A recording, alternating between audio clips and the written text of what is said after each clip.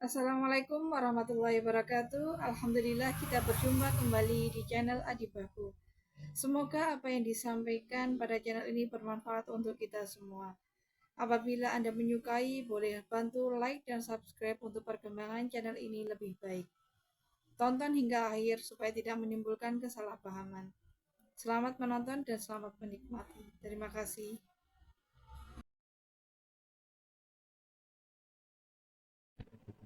Ketika Rasulullah wafat, itu separuh sahabat hampir mayoritas, ya Rasulullah kita semua ingin kita dulu yang meninggal karena engkau begitu penting.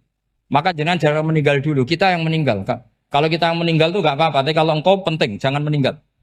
Tapi ada saja sahabat, lah tidak seperti itu. Saya suka Rasulullah meninggal dulu. Alasannya masuk akal. Biar Allah menyaksikan saya kama usod dikuhu hayyan usod dikuhu maitan. Allah biar menyaksikan saya iman kepada Nabi ketika masih hidup. Dan saya buktikan setelah mati pun, setelah meninggal pun, setelah wafat pun, iman. Jadi ternyata baisnya itu supaya orang tahu bahwa iman kita kepada Nabi itu iman yang super. Jika ketika beliau sugeng ya kita iman, setelah wafat juga kita iman. Kai usod dikuhu maitan kama usod dikuhu hayyan. Supaya saya mentasdikkan beliau setelah meninggal, sebagaimana kita mentasdikkan beliau saat masih hidup. Dan ternyata Allah ridho dengan perkataan sahabat itu. Kenapa Allah ridho?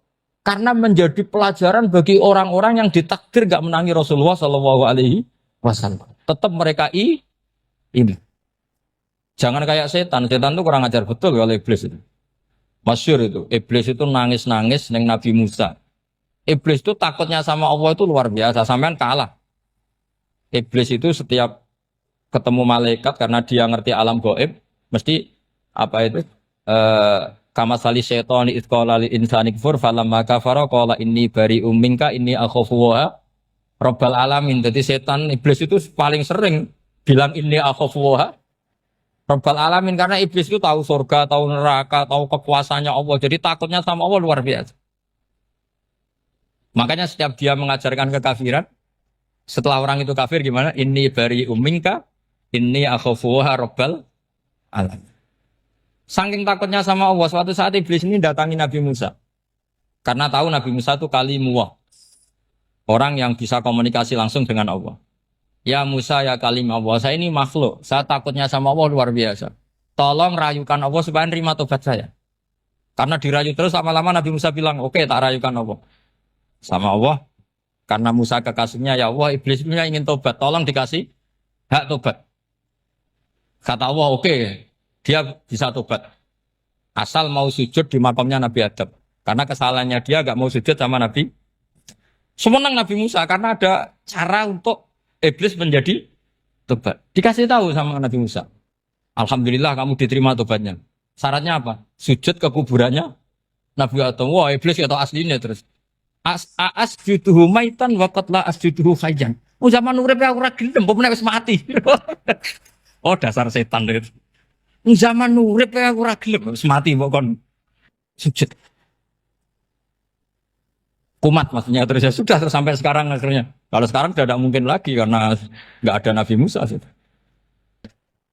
Jadi ijtihadnya sahabat melihat wafatnya Rasulullah itu beda-beda dan ternyata semuanya diridhoni Allah.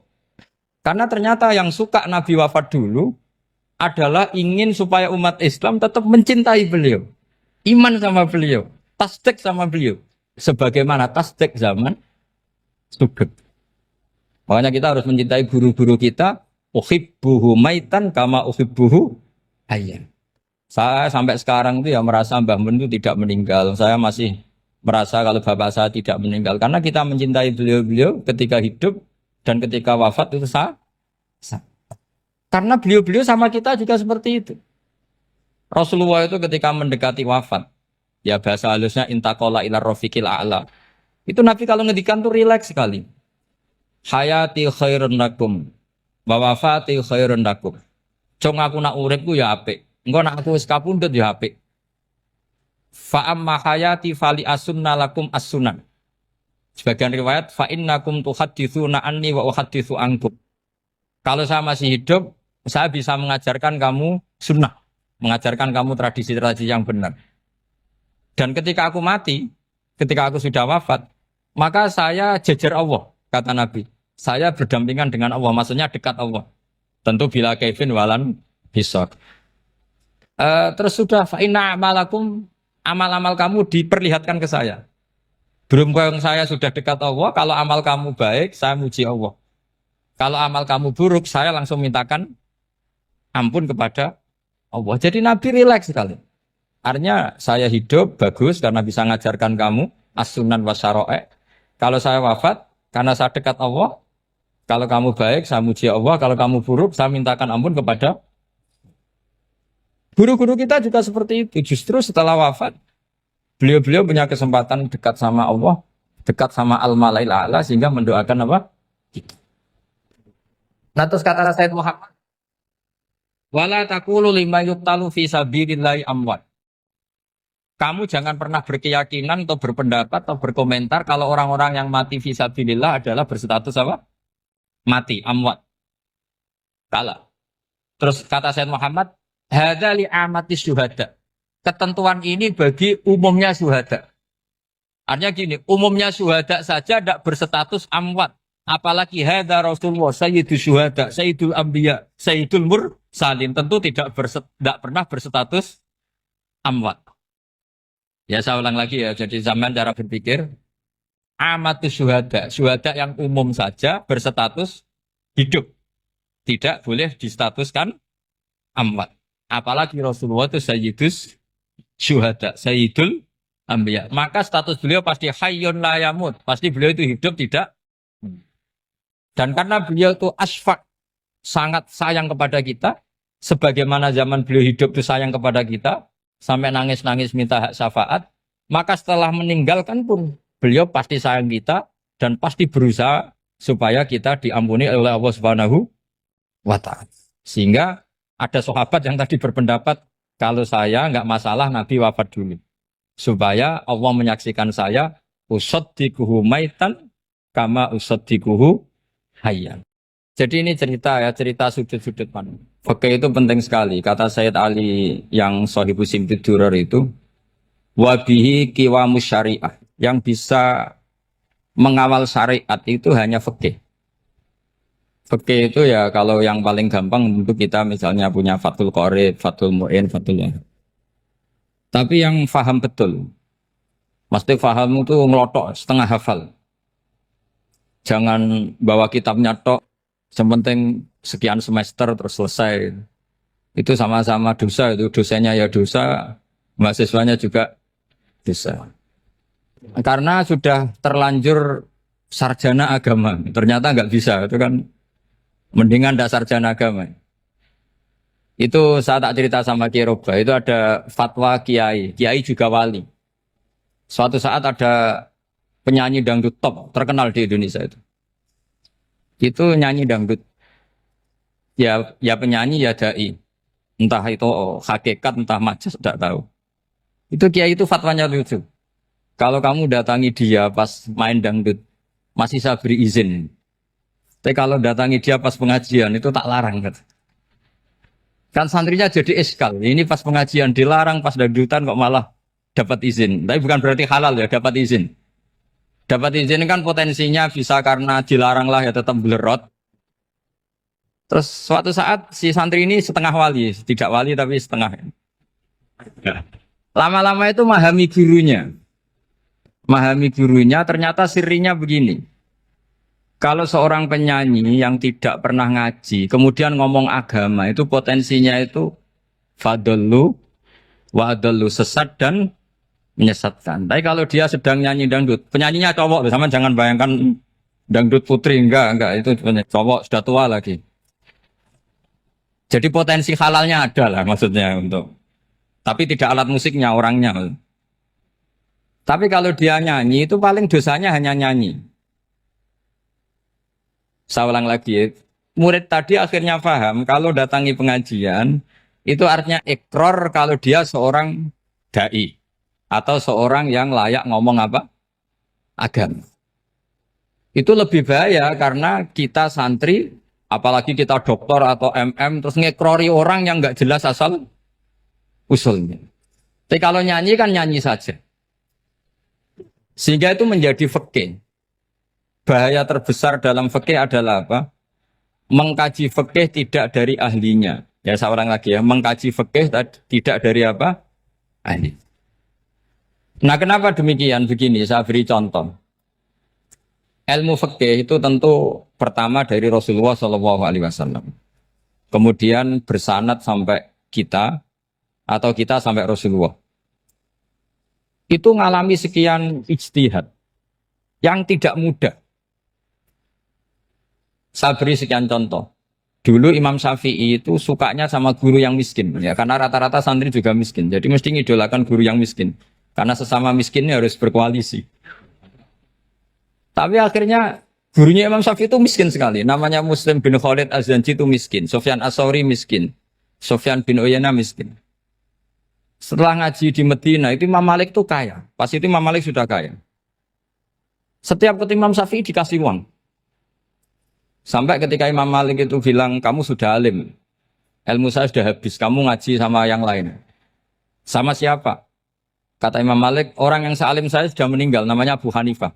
Tapi dia punya murid, namanya Muhammad bin Hasan Asy-Syaibani, kamu ke sana. Terus Imam Malik datang ke Baki. Dulu Baki itu pasar rental, ya Grab lah kita sekarang. Itu mengumumkan, siapa kafilah yang mau ke Irak? Kita ya Imam Malik, dibayari sama Imam Malik. Ini yang antar ke Irak, ke Muhammad bin Hasan Asy-Syaibani. Imam Malik mulai ngeper.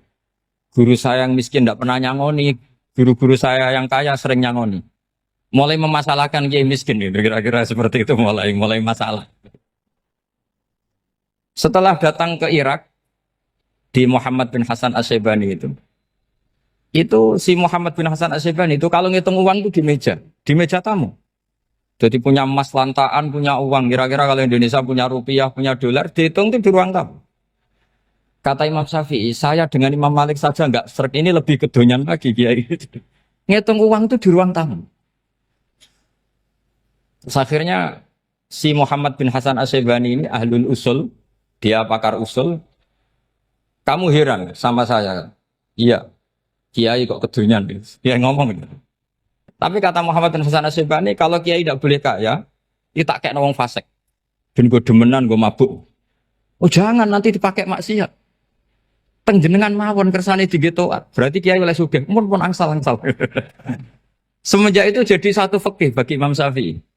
Ternyata kalau mengharamkan kiai sugih, berarti membolehkan yang fasik sugih. Kalau yang fasik sugih bisa dipakai i'anah alal maksiat. Semenjak itu mindset pikiran Imam Syafi'i rubah. Saking rubahnya sampai beliau berpendapat orang bisa beli Alphard, kok beli carry itu haram. Bisa jadi bupati kayak Pak Roba, jadi RT haram. Pokoknya gitu.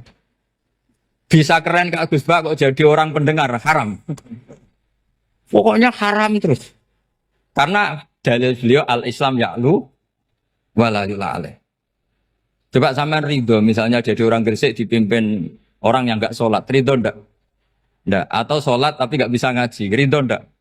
Ketika yang bisa ngaji berpotensi jadi buba, terus keterusan. Karena Imam Syafi'i keterusan, ya umatnya keterusan. Akhirnya orang-orang Syafi'i itu politikus rata-rata. Ya, makanya sama jangan kaget sama Baruba. Kakak saya wakil bupati ini. Putranya Mbah Mun ada yang wakil apa? Gubernur. Dulu Gus Wahid ya menteri agama. Itu asal usul dari perubahan fikih, mindset, cara berpikir Imam Syafi'i. Jadi dulu itu fikih ditemukan itu jelimet, ada perdebatan. Itu tidak hanya pada level ulama. Pada level Nabi pun ada perdebatan. Jadi jangan kira Nabi itu tidak debat, ya debat. Nabi itu asal seangkatan itu mesti debat, termasuk debat dengan malaikat. Jadi kalau perlu ya debat sama apa? Karena malaikat itu kan lugu itu gak iso mikir. Karena kalau malaikat iso mikir bisa jadi rektor. Nanti kasihan Pak Salam ini. Malaikat gak boleh jadi rektor. Malaikat Israel itu nggak tahu etika. Jadi beliau ketika mau membunuh, mencabut nyawanya Ibrahim datang Ya Ibrahim, saya ini disuruh nyabut nyawa kamu.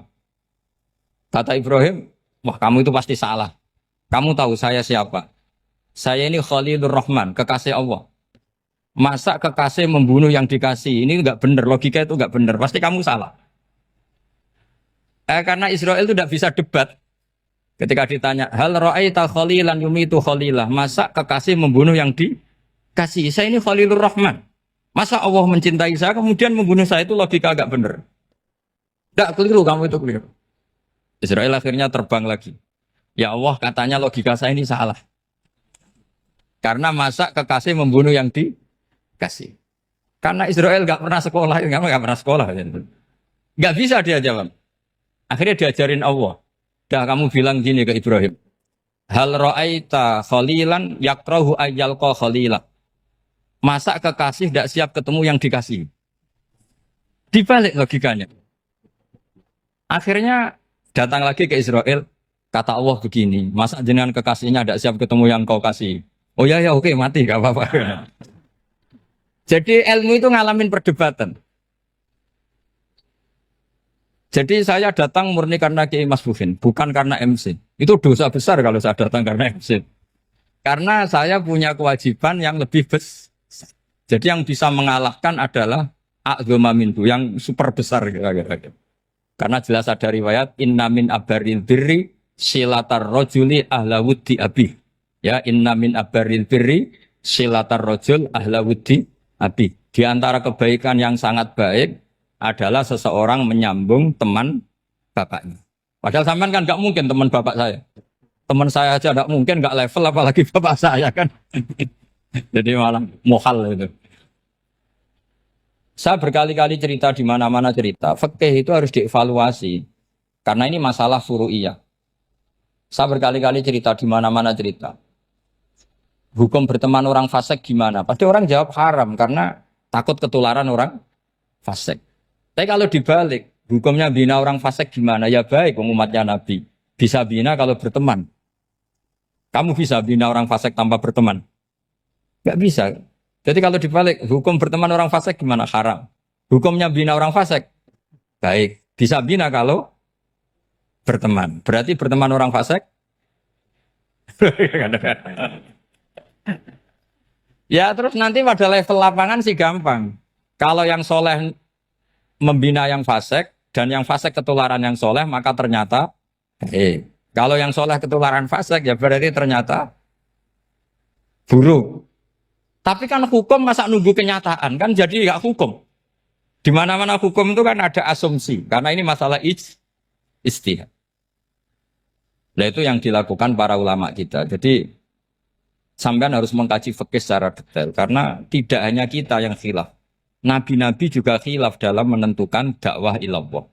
Wali-wali kita kayak Abdul Hasan Asyadili sama Sayyid Abdul Al-Haddad itu juga. Imam Ghazali ya khilaf. Imam Suyuti itu kalau ketemu Al-Qastolani itu saling tidak nanya, saking nggak cocoknya. Masyhur itu. Jadi ulama ora cocok. Bedanya nak saiki perkara partai. Kalau orang dulu enggak. Karena pakai asumsi. Pakai asumsi karena memang susah. Ndak misalnya memang tak bedai, tak beri yang di ndak misalnya ada orang rukuk kemudian kentut. Itu sholatnya batal apa enggak? Enggak, jawab saja. Enggak, orang sholat kemudian pas rukuk kentut atau kelihatan auratnya, sholatnya batal apa enggak?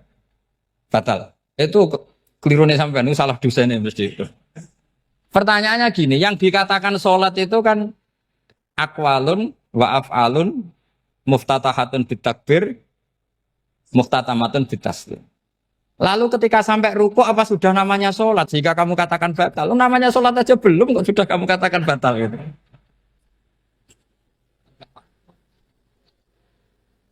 Iya kan? Jadi kalau aku mau sholat pas rukuk ngetut batal atau ora? Mestinya jawaban yang benar, ya ora sholat jadinya gitu. Karena kalau dikatakan sholat, definisinya harus sampai salah. Tapi kan kita nggak mungkin ngomong seperti itu kan dianggap majnun. Padahal itu yang benar, yang punya kecerdasan. Nah makanya pertanyaannya, fikih itu ngikuti bahasa awam apa bahasa istilah? Kalau ngikuti bahasa awam ya kayak tadi, Sholat kok pas rukuk kentut maka batal. Sebenarnya yang batal itu sholatnya apa rukuknya? Nah makanya terjadi perdebatan. Kalau yang pakar-pakar usuli itu salah istilah itu nggak mau. Saya ulang lagi, kalau pakar-pakar usuli itu salah istilah itu nggak mau. Terus misalnya tak beri contoh lagi. Kalau imam itu sudah salam pertama itu yang rukun kan salam pertama. Berarti setelah salam pertama imam sudah keluar dari sholat apa belum? Yakin? Ya sudah. Sekarang sama tak bedain. Lalu makmum itu kesunatan langsung berdiri apa nunggu imam salam kedua? Enggak, jawab satu. Nunggu salam kedua kan? Nah, itu kriminalnya sampai Anda seperti itu. Kriminalnya begini. Berarti Anda mau bergantung sama orang yang sudah tidak sholat. Kata kamu setelah salam pertama dia sudah tidak sholat. Berarti kamu mengintersikan makmum berhubungan dengan orang yang sudah tidak sholat. Karena sudah keluar dari sholat ketika salam pertama. Kalau kamu di debat gitu gimana jawabnya? Pusing kan? Berarti robtul makmum bisolatiman sing wis laisa fi sholatin. Berarti menggantungkan sholat sama orang yang sebetulnya sudah tidak sholat. Ada yang jawab, sebagian ulama fikih tetap disunatkan menunggu salam kedua. Karena salam kedua itu masih paket meskipun tidak rukun. Dia paketnya selesai. Tapi selalu pertanyaannya gini, lalu setelah salam pertama itu imam masih sholat enggak? Sudah sama berani jawab tuh? Nah ini pentingnya bodoh, gak mikir sebenarnya. Jadi makanya bodoh itu barokah karena gak mikir. Jadi soalnya Rabbana ma khalaqta hadza apa? Batila. Sing bodoh ya barokah, sing pinter ya barokah. Sera barokah maksiat. Serana barokah plus. Jadi ilmu itu harus mengalami satu gesekan karena logika itu bisa dibalik. Nah karena ilmu itu mengalami satu gesekan, satu logika yang bisa kayak iya kayak enggak. Sehingga jargon di dunia ijtihad itu begini. Ra'yuna shawabun yahtamilul khata' wa ra'yuka khata'un yahtamilus shawab. Pendapat saya benar tapi mungkin salah. Tapi pendapat kamu taruhannya salah dulu tapi ya mungkin benar. Jadi mustahid kalau kata mustahid itu lucu. Ngomongnya itu ra'yuna shawabun yahtamilul khata'. Pendapat saya tarifnya benar dulu tapi ya mungkin salah. Kalau pendapat kamu salah tapi ya mungkin benar atau mungkin bisa salah ya tidak tahu pokoknya mungkin benar. Nah kenapa demikian? Begini, di luar masalah tauhid, saya ulang lagi di luar masalah tauhid, itu tentu ada masalah-masalah yang sifatnya ijtihadiyah. Ya saya ulang lagi, yang sifatnya apa? Ijtihadiyah. Dan ijtihadiyah ini nggak pernah selesai karena muqtadul hal, konteks kesejarahan maupun konteks kesempatan itu tidak sama. Dulu kiai-kiai itu ngaramkan dasi, ngaramkan celana karena yang celananan yang dasinan itu penjajah. Sehingga mantas sabah biqaumin bahwa minhu. Tapi lama-lama kiai-kiai itu ya pakai dasi, pakai celana. Ya karena dianggap sudah tidak mantas sabah biqaumin bahwa minhu. Ini ngalami pergeseran. Semua istihad itu ngalami pergeseran. Lalu pertanyaannya begini, lalu istihad apa Gus yang permanen? Yang permanen ya istihad dengan alat apa? Istihad. Saya beri contoh misalnya begini. Nabi Musa itu yang ngalami istihad. Kata beliau karena kangen Allah, itu ingin melihat Allah karena kangen. Rabbi arini anzur ilai. Qala lan tarani walakin anzur ilal jabal. Ya sudah namanya orang kangen ya ingin melihat. Ya sudah gitu aja. Sehingga ahli ilmu kalam itu berdebat. Kalau kata ahli sunnah, karena Nabi Musa minta ingin melihat Allah, berarti melihat Allah itu jaiz, mungkin. Karena Nabi gak boleh bodoh meminta sesuatu yang mau hal. Maka antipatinya ahli sunnah terhadap pendapat Mu'tazilah itu antipati. Karena menurut pendapat Mu'tazilah, Allah itu qadim, Allah itu laisa kamislihi syai'un, sehingga gak bisa dilihat. Pertanyaannya adalah berarti Nabi Musa meminta sesuatu yang mau hal. Itu bodoh sekali sampai nggak tahu mana mau hal, mana apa jaiz. Makanya kata Imam Ghazali, masa Nabi Musa yang Nabi Nggak tahu kalau melihat Allah itu mohak. Sampai minta berarti nganggap itu jais atau boleh. Itu cara pandang orang-orang ahli sunnah apa? Wal jamaah. Tapi tetap saja sebagian ulama itu ya balelo. Yang kayak Mu'tazilah itu ya balelo. Cara berpikir pokoknya itu karena kangen, bukan karena mungkin atau tidak mungkin. Jadi nggak mungkinnya tetap tidak mungkin. Terus mereka dalil la tudrikul absar wa huwa yudrikul absar. Nah, sudut pandang ini akan terus. Ada seorang wali ditanya, kalau kamu di surga ingin melihat Allah apa enggak? Jawabnya enggak. Kenapa ya? Kasihan Allah.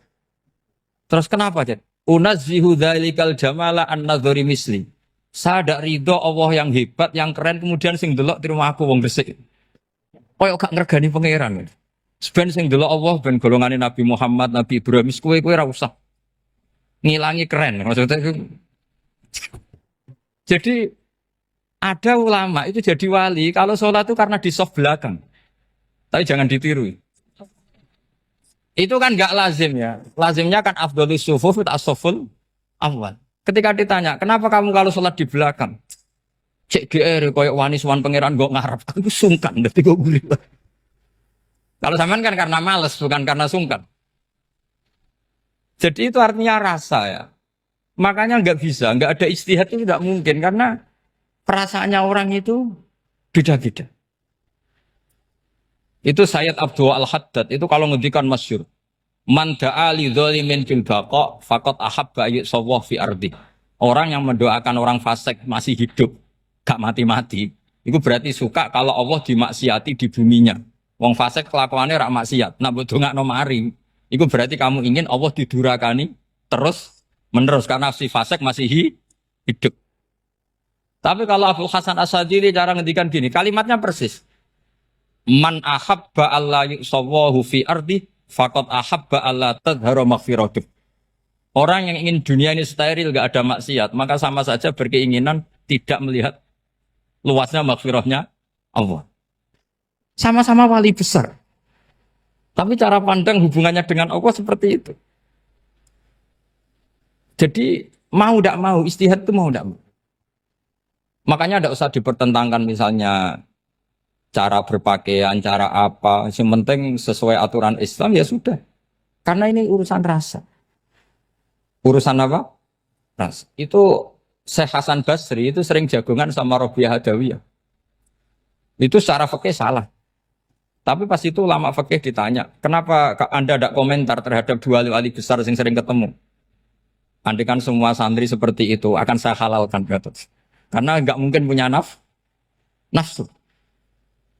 Sehingga fikih dulu memang masih asli. Kamu lihat di takrib misalnya, lelaki melihat perempuan itu nggak boleh kecuali sekian alasan. Termasuk boleh itu li taklim karena mengajar. Atau lil muamalah. Ini yang mulai masalah. Ada warung kopi, penjaganya cantik. Santri-santri ngopi. Ini lil muamalah.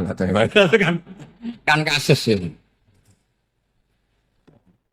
Mau disalahkan pada takbirnya. Mau dibenarkan ini jelas fasik kan. Jelas fasik. Jelas fasik. Maksudnya sudah fasik sebelum itu ditambah itu. Jadi fasiknya permanen. Nah pertanyaannya adalah. Kalau kamu ngajar mbak-mbak. Kemudian hafal yang cantik yang enggak. Itu taklim lin nazar apa nazar li taklim? Itu taklim apa modus? Makanya kalau ngopi cari bakul yang cantik. Itu muamalah untuk nazar apa nazar untuk muamalah? Loh kalau saya ngopi dengan kirobah pasti halal. Karena begini. Berjalan saja. Bareng capek. Nggak tahu itu warungnya siapa. Terus berhenti ngopi. Kebetulan bakulnya cantik. Nah itu mungkin halal karena kan saya tidak milih-milih. Ingin ngopi kebetulan bakulnya cantik. Kalau kamu kan nggak apal daftarnya. Wah itu mesti haram itu. Mesti haram itu. Karena berarti kan kamu menjadikan ngopi ini modus. Gue jagani tak kok pangeran. Lo kok nazar? Muamalah Gusti muamalah. Itu mesti modus. Maka fikih itu harus dikawal oleh tasawuf. Kalau enggak semua hukum fikih bisa diakalin. Makanya Imam Bukhari punya satu bab namanya Kitabul Khiyab. Bab mengkhilaf fikih. Beliau itu antinya sama Abu Hanifah itu luar biasa. Enggak ada ulama dibenci Imam Bukhari kayak Abu Hanifah. Masyhur itu. Untungnya beliau gak menangi Abu Hanifah.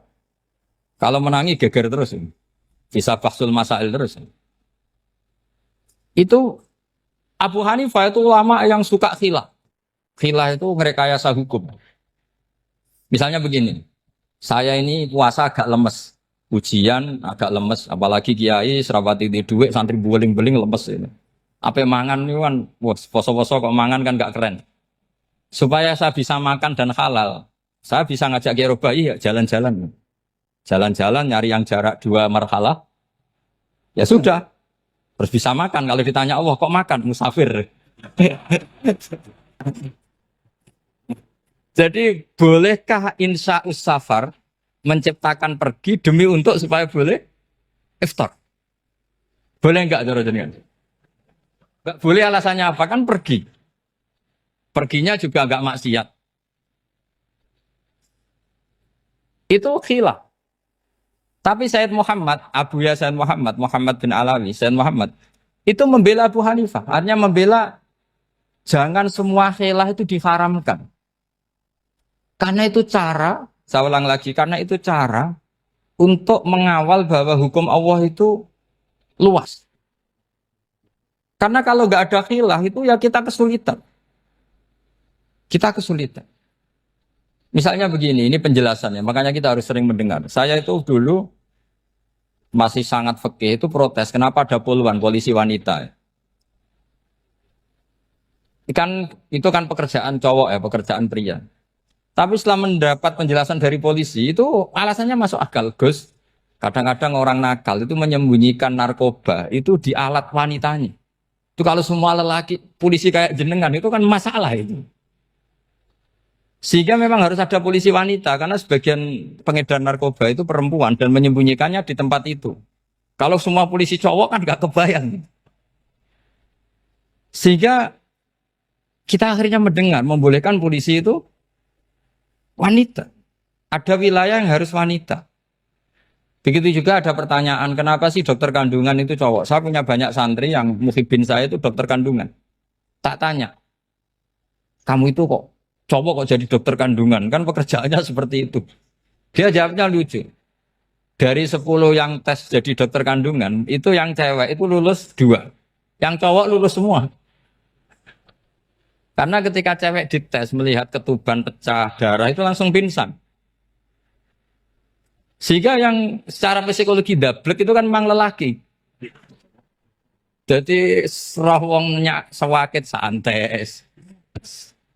Kadang nggak lahir-lahir cinta ini nang jopo rokokan santai. Itu kalau cewek yang jadi dokter kandungan itu nunggu jam 11, jam 4 sudah pingsan. Nah ini cerita, bukan berarti saya menghalalkan enggak. Kita harus mendengar, saya ulang lagi, kita harus apa? Dan itu setelah mendengar itu nanti jadi disiplin ilmu, yaitu namanya fikih. Karena ilmu fikih itu sebetulnya gampang. Sampai kalau ngaji i'anah, itu kelihatan fikih itu gampang karena ada logika yang terbangun. Misalnya begini, orang kalau tawaf itu disuruh agak jauh dari Ka'bah. Jangan sampai nginjak sadarwan. Karena sadarwan itu pondasi itu ikut Ka'bah. Kenapa begitu? Ya jenenge ra muteri Ka'bah, ide-ide Ka'bah. Jadi sebenarnya sederhana logikanya. Sing jenenge muter itu di luar itu kita muter. Nah kalau nginjak pondasinya namanya gak muteri Ka'bah tapi ida-ida Ka'bah. Ya jadi sederhana sebetulnya ya masuk akal. Jadi fikih itu nggak ada yang iskal sebetulnya masuk akal. Tapi karena kita nekuni itu tidak serius, maka terus jadi paradok. Saya beri contoh lagi ini sebagai penghormatan saya sama Kiai Mas Bukin karena ini sudah namanya fakih. Kalau ada ayam jago ditabrak truk terus kejet-kejet, adekan dibiarkan pun mesti mati. Karena gerakannya sudah harokatul masbuh. Terus kamu sembelih, itu halal apa enggak? Enggak jawab, ayam jago loh. Kalau kamu katakan halal, dia sudah tidak punya hayatun mustaqirroh, kehidupan yang permanen. Andaikan kamu biarkan pun 1 menit lagi meninggal. Kejet-kejet kan prosedur saja. Maksudnya pantasnya mati ya kejet-kejet sih, tapi sebetulnya sudah pasti mati. Maka ini ada 2 ulama. Kalau kata Imam Malik, tetap namanya halal. Karena ruhnya masih di situ. Sehingga ketika kita nyembelih, ya nyembelih hewan yang hidup. Yang namanya nyembelih itu pokoknya mematikan yang punya ruh.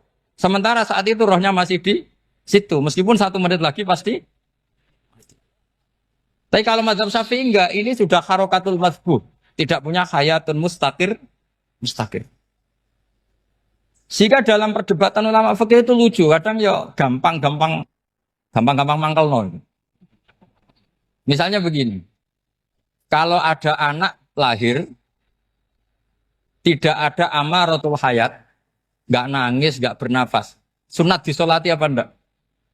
Siktun sing layas tahilu walayas langsung lahir, langsung mati, nggak ada amaratul hayat. Udah tahu mikir tuh. Itu tidak wajib disolati. Alasannya, ya kan memang sholat alal mayit kan tidak pernah hidup. Di mana-mana mayit itu setelah hidup mati. Ini kan tidak pernah hidup. Namanya ya atau lahmin, ya potongan daging itu aja. Enggak.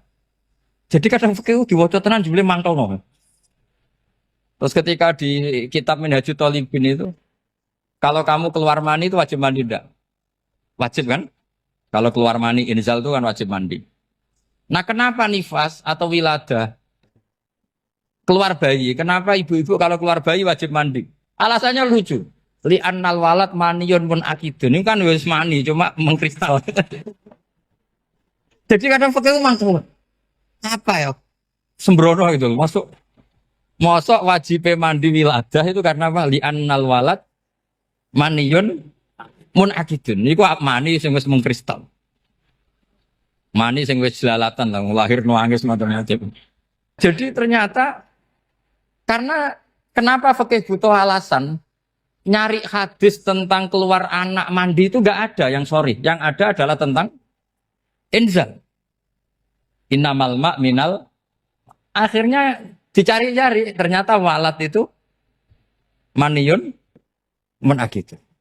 Lah ini problem fikih. Sampean harus siap dengan pelajaran seperti ini. Meskipun sampean mungkin wong priayi, tapi ini ilmu. Ya, saya ulang lagi, ini ilmu. Sehingga ulama itu mau tidak mau harus mau mendengar. Karena logika yang terbangun itu nunggu kalau mendengar. Kayak tadi. Malaikat Israel baru sadar. Masa kekasih bunuh yang dikasih. Masuk akal juga Israel. Kalau sama sampean sih nggak nerima tetap selonang-selonang ini masalah Ibrahim Khalilur Rahman.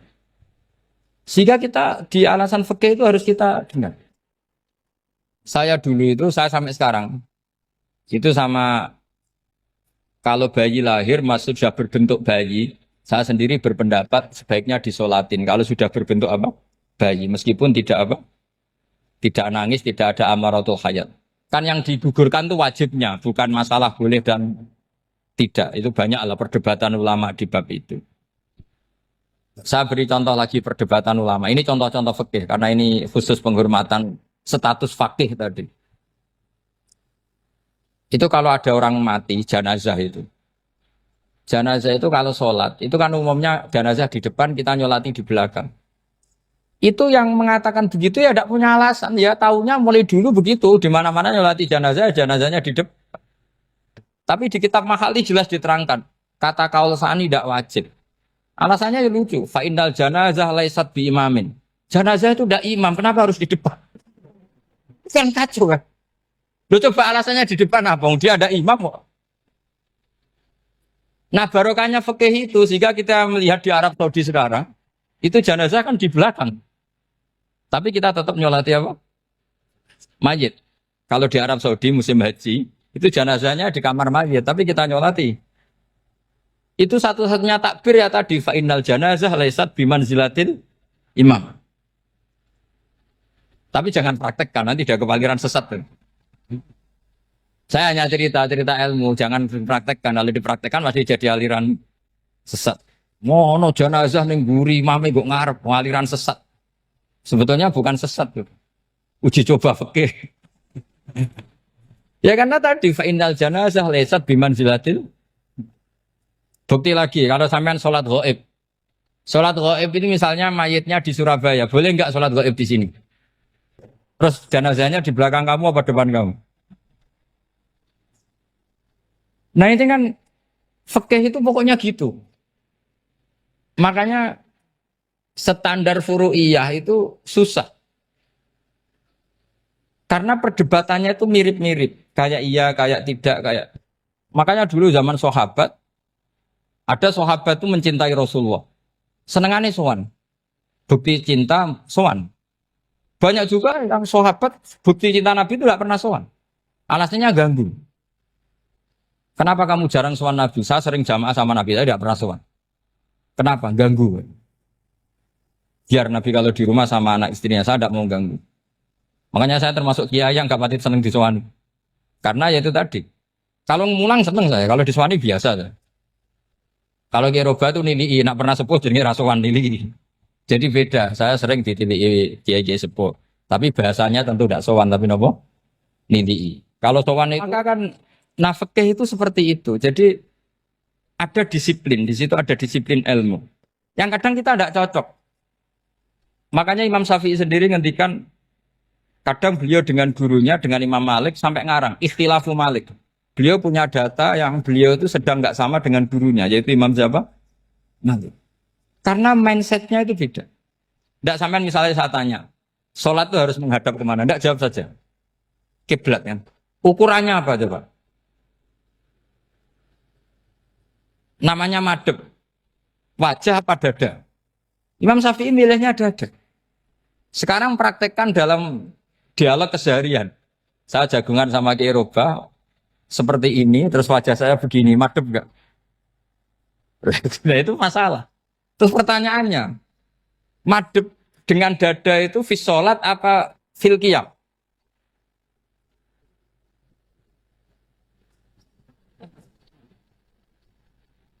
Loh enggak, kalau fis sholat pas sujud dada kamu madep mana coba?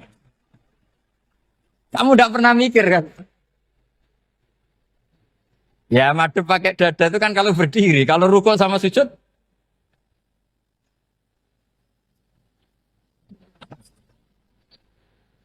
Loh itu ulama itu jelimet gitu. Makanya jarang yang menekuni profesi ulama itu. Karena menekuni proposal banyak, karena memang susah. Jadi ulama itu orang yang cara berpikir sudah aneh. Sehingga mereka detail. Maksudnya menghadap itu apa? Ukurannya kalau berdiri ya dada, tapi nggak bisa kamu katakan atawajjuh bisodri aturan dalam sholat, fikuli sholat. Pertanyaannya lah kalau rukuk sama sujud, dadanya menghadap kemana coba? Maka itu ilmu yang sudah jelimet. Nah ulama usul fikih, ulama yang nggak mau salah per detail hukum. Sehingga menurut Imam Rafi'i, misalnya kalau beliau ditanya sujud itu gimana ya asal wat ujabha ya sujud. Tapi kalau menurut Imam Nawawi harus melibatkan 7 apa? Anggota, yaitu al-jabha, wal yaden, warubaten, wal kodame. Oke, Imam Nawawi kita ikuti. Tentu keseharian kita pakai Imam Nawawi. Yaitu berdasar hadis umir tu an asfida ala sab'ati yumin al-jabha, wal yaden, warubaten, wal kodamen. Berarti berapa? 7. Tapi pernah saya cek di kitab karangannya Imam Syafi'i ketika beliau ngendikan saya suka kalau orang sujud itu melibatkan 7 anggota berdasar hadis ini. Tapi kata beliau wayah tami itu dan bisa saja sujud yang watul jabhah itu sudah cukup. Kata Imam Syafi'i, limada karena Nabi ketika sujud itu hanya ngendikan begini, sajadalaka wajhi wa sam'i wa basori. Gak ada di hadis wayadi, warubati, wakodami. Ya sudah akhirnya. Nah, itu sudut pandang. Terus gugatan kedua begini. Ada orang Muslim yang sujud sama berhala. Untuk menjadi murtad itu harus 7 anggota apa cukup atul jabah halal arbi. Untuk sah menjadi murtad itu. Untuk sah menjadi murtad cukup atul jabah halal arbi harus 7 anggota. Untuk keabsahan murtadnya itu. Tidak jawab. Makanya ini tugas dosen-dosen ini, meminterkan ini. Karena namanya sudah faqih. Faqih itu ahli faqih yang detail namanya faqih. Kalau ini mutafaqih. Jadi bukan tafakuha tapi tafakuha, kayak tamarodon. Gitu. Jadi wazannya nanti itu wal idhari ma laysa fil waqi'. Jadi ini bukan gojlok, ini memang marah saya. Jadi kalau sudah pakai gelar fakih, harus fakih betul. Nah, mohon kalau mengkaji fikih itu harus detail. Minimal takrib itu setengah hafal. Supaya konstruksi ilmu itu utuh. Saya sama lagi konstruksi ilmu itu. Karena ilmu itu mesti ada yang apa ya? Ya rodok setengah salah itu, tapi disalahno ora kena. Ndak sampean tak bedheki, nak pancen bener langsung tak angkat jadi rektor. Nak bener tuh. Coba rukun sholat pertama itu apa coba? Rukun sholat pertama. Niat. Niat sama berdiri dulu mana? Ayo niat dulu baru berdiri apa berdiri dulu baru niat? Berarti niat sama berdiri dulu mana? Rubah kan? Artinya kita mau bilang tartib urutannya niat berdiri takbir gak bisa. Yang dikatakan niat itu apa? Qasdus syai' muktaronan bifi'lihi. Berarti niat sama takbir harus bareng apa urutan? Bareng. Terus dengan qiyamnya urutan apa bareng? Bareng apa urutan? Loh enggak, kalau urutan berarti takbir dulu duduk baru berdiri. Nah maka seperti ini tuh mau tidak mau kita salah. Dikatakan tartibnya salah, dikatakan serentak ya salah. Cuma karena kita bodoh, gak tahu mikir itu. Alhamdulillah kan di situ itu. Lu coba niat sholat loh, niat takbir qiyam dulu man. Niat takbir qiyam dulu mana coba? Dulu qiyam. Enggak ada kitab yang mengatakan arkanus sholat awaluha. Oh, dianggap kitab kriminal maksudnya. Makanya ngendikane ulama-ulama di Sarah-Sarah, mau tidak mau sebagian istilah itu tasamuh. Tasamuh itu wis digawe gampang ngono kok repot. Karena kita tidak bisa detailnya. Coba misalnya puasa. Puasa Ramadan itu wajib apa? Tabiyyitun niat, nginep no niat. Sing darani nginep itu umure lama apa enggak? Lama kan? Sekarang sebelum 2 menit kamu baru niat, sah apa enggak? Sah. Itu sempat nginep apa enggak 2 menit itu? Enggak sempat kan? Jadi ilmu itu makanya kata ulama-ulama pokoknya ilmu itu mesti ono unsur tasamuh. Tasamuh itu ya tiga gampang. Apa? Tiga gampang. Misalnya Imam Syafi'i berpendapat mashu ba'dir roksi. Itu kata beliau walau sya'rotan fi hadir roksi. Meskipun satu rambut asal masih di wilayah kepala. Tapi kalau rambut itu dikeliwir, dibasuh di sini enggak sah. Karena sudah keluar dari batas apa? Kepala. Imam Syafi'i cara berpikir kan ya ngene iki jenenge basuh sirah. Tapi cara Abu Hanifah enggak. Ya enggak, yang namanya megang kepala itu ya minimal 1/4. Masa gitu dikatakan megang. Lalu ulama usul fikih itu berdebat. Sesuatu itu sesuai masodaknya. Masodak itu yasduku alaihi kadza. Yaitu ini tadi saya cerita ke Ibu Khen tentang ngaji Jamul Jawame. Ini ilmu yang di Jamul Jawame. Sesuatu itu ukurannya mayasduku alaihi kadza apa dengan takrif definisi. Misalnya gini. Sholat itu batal dengan makan. Kalau kamu sholat makan batal enggak? Enggak, jawab saja. Batal. Itu satu upo apa satu piring? Enggak, jawab saja. Satu upo sudah batal. Sekarang bab makan di ngormat tamu. Cong tamuku keimangan. Iku sak upo apa sak piring? Nah ini kan tidak fair. Di bab tamu makan satu piring, tapi di bab sholat satu upo. Maka pertanyaannya, lalu penamaan sesuatu itu berdasar masodak, mayasduku alaihi ismu kadza, atau berdasar uruf?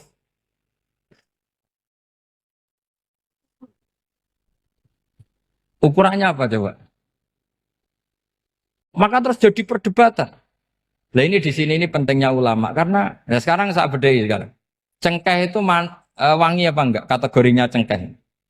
Wangi kan kalau orang bikin kue tar pasti pakai apa? Cengkeh. Pakai wedang ronde supaya manis, apa wangi dikasih apa? Cengkeh.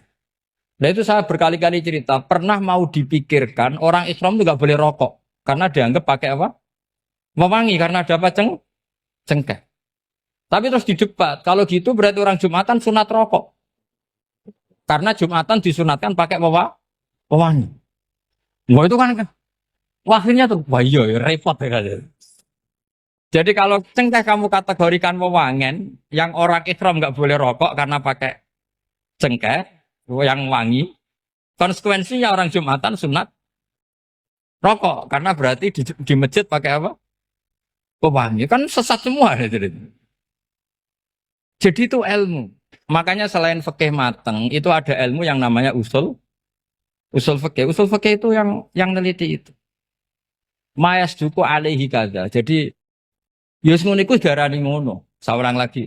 Ngono iku wis darani ngono. Ora perlu roh detail. Ya, saya ulang lagi. Wis ora perlu roh detail. Makanya Abu Hanifah itu misalnya basuh wajah. Wis angger kecelok ngene iki basuh wajah. Nek Imam Syafi'i kan detail. Mimba ini mana bitis syari sampai ila somahe uzunehi ila zakon. Terus mana bitis syari Imam Syafi'i nambah apa? Ghaliban. Kenapa ditambah ghaliban? Karena kalau orang budak mana bitis syarinya di sini. Jadi itu fikih. Jadi fikih itu jelimet. Padahal kita ini nggak pernah berpikir secerdas Imam Syafi'i, tapi akhirnya ya mikir juga. Agak ditambah ghaliban, mana bitis syarinya orang budak kan? Sini. Terus sekarang perdebatannya, orang budak basuh maskur roksi di sini sah enggak? Karena tadi itu wajah apa kepala gitu. Kan jadi bingung gitu. Ya makanya ini mukadimah saya supaya sampean apa lebih disiplin belajar apa? Fikih dan setidaknya didiskusikan lah kitab-kitab Minhajut Thalibin atau kitab-kitab Mahali. Karena di situ nanti ada perdebatan.